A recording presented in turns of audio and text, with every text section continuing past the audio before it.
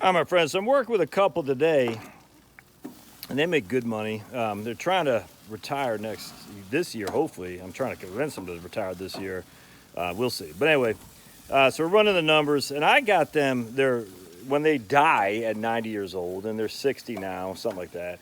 And when they die, I have them showing them between 6 and 7 million of liquid assets, not even including their home, liquid assets. And again, I err on the side of caution. I'm only using 6.5% stocks, 0.5% cash, and 2% bonds. I'm having a 5.5% increase in health insurance for the health care for the rest of their life, a 2.4% increase in Social Security. Did I already say 2% inflation? I can't remember. But anyway, and they're like, whoa, they're like, whoa, that's great, but that's a lot different than what everybody else the plannings they ran, the financial planners they went to see.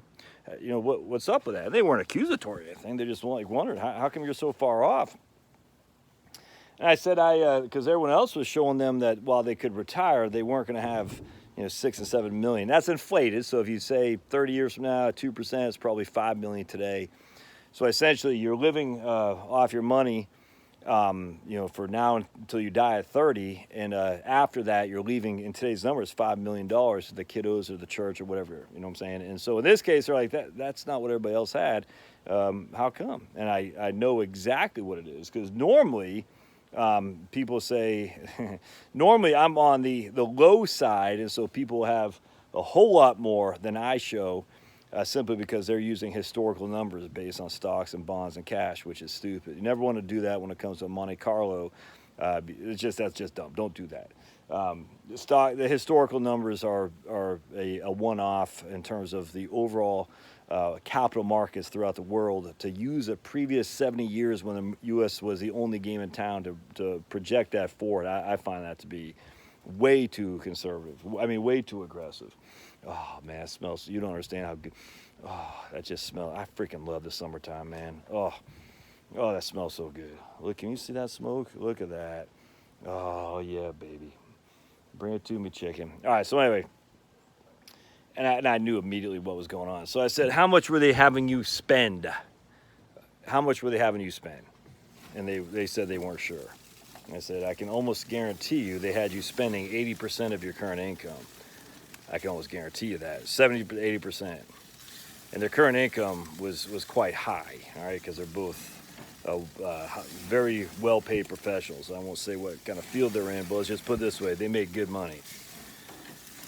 And here's the issue that we have. If they have you spending 80% of your current income in retirement, all right, and we'll just in this case say you're making $100,000, and these guys are making more than that. We'll just say your income today is $100,000.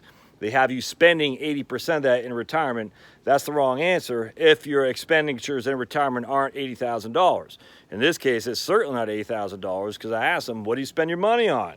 And we got to it. We looked at their cable bill. We looked at everything essentially, and it wasn't 80% of the current income. It wasn't even close. So for anyone to use that number and to assume that's their expenditures in retirement adjusted for inflation, inherently that's not right. That's so far off. It's just not worth bothering with. It's not. So let's just use the guy with $100,000. You got $100,000 in income today while you're working. What are you going to need? Well, I need, the rule of thumb is 70 to 80% of previous of employment income. That's freaking stupid. It ticks me off, actually. So I said, no, what are you really going to spend? Well, we spend, $1,500 on a mortgage and probably $3,000 a month on expenditures, discretionary expenditures. And, we'd like to take a vacation, say $10,000 a year or something like that. Okay, that's a whole lot different than 80%, if that makes sense, or $80,000. That's a whole lot different. $3,000 a month, $1,500 a month mortgage. The mortgage will drop off in 10 years. You'll probably do the vacation at, say, $10,000 a year. What, for 15 years? Yeah, that sounds right. Okay. So at 75, you got no mortgage, you got no vacation. Then we're just down to $3,000 a month. Maybe throw a little bit more for health care because I'm already inflating at 5.5. And that's... That is it in a nutshell. That is how financial planning works. You have to get the expenses right. You cannot start with the inputs if the output is wrong. What I mean by that, the output is your cash flow. You've got to get the expenses right. And so they're like, they weren't all that impressed with these financial planners they saw, because all of them just want to manage their money for 1%. And the guy's like, yeah, they want to charge me 1% so they can put me in index funds. I said, exactly. And for those of you who get mad at me walking around, I can't help it. I'm an excitable guy. I like to move. I can't sit still. Never have been able to sit still. That's why I did horribly in school. Josh, sit down, mister. You don't want to get sent to the principal. You should sit like the girls. So, well, I can't sit like the girls. Lady, that's not the way I'm wired. I'm wired as hyper. Always have been, always will be. It's just the way I am.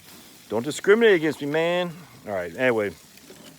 So if you're not using your expenses right, then your plan is simply not worth the computer bits is written on. That's for sure. Oh man, you guys don't understand how jealous you'd be here. This smells so flippin'. I'm trying this new marinade. Oh, I tell you, man, apple cider vinegar. Oh, it's freaking awesome. So in this case, I got a bunch of garlic and herbs. I got, what else I got on there? Some apple cider vinegar, I think did I use canola? I think I used vegetable oil this time. Normally I use olive oil. For some reason I didn't use olive oil. And then I put, did I put a little bit of brown sugar in there today? I can't remember, but anyway, and then we got some garlic and herbs. We got some kind of, I don't think it was cayenne pepper. I forgot, but anyway, oh man, it smells good. Oh baby, I love you. I love you, man. Marry me, chicken, marry me. Anyway, so there you go. Get your expenditures right, and then you can do a financial plan correctly. If your expenditures are wrong, then your financial plan is worthless. It really is. All right, so if you want more on that, I'm telling you, man, I guess I'm selling my course a little bit lately. I don't care. It's incredible. I talk about your expenditures. I say the very first video, your expenditures are the most important thing of retirement planning. If you get those wrong, everything else is wrong. So get your expenditures right. And I walk you through step by step on how to figure out your expenditures. So you just go, I got a link in well, I guess I don't have it on when I do the videos through this phone. But if you go to my website, heritagewealthplanning.com, you'll see where it says retirement income course, and click on it. $250, man. And if you don't like it, for 30 days, you get 100% money back, no questions asked guarantee. So check it out. All right, we'll see you.